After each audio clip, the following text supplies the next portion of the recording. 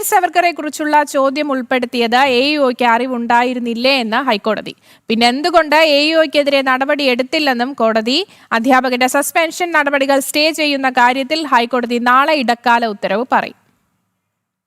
വീർ സവർക്കറുമായി ബന്ധപ്പെട്ട ചോദ്യപേപ്പർ AEOയ്ക്ക് ഓഗസ്റ്റ് 1 തന്നെ അയച്ചു കൊടുത്തിരുന്നുവെന്നതിന്റെ തെളിവായി ഇമെയിൽ സ്ക്രീൻഷോട്ട് അടക്കം ഹർജിക്കാരനായ അധ്യാപകൻ ഹൈക്കോടതിയിൽ സമർപ്പിച്ചു. തുടർന്നാണ് ചോദ്യം സംബന്ധിച്ച് അറിവുണ്ടായിരുന്ന AEOയ്ക്കെതിരെ എന്തുകൊണ്ട് നടപടിയെടുത്തില്ലെന്ന് ഹൈക്കോടതി സർക്കാരിനോട് ആരാഞ്ഞത്.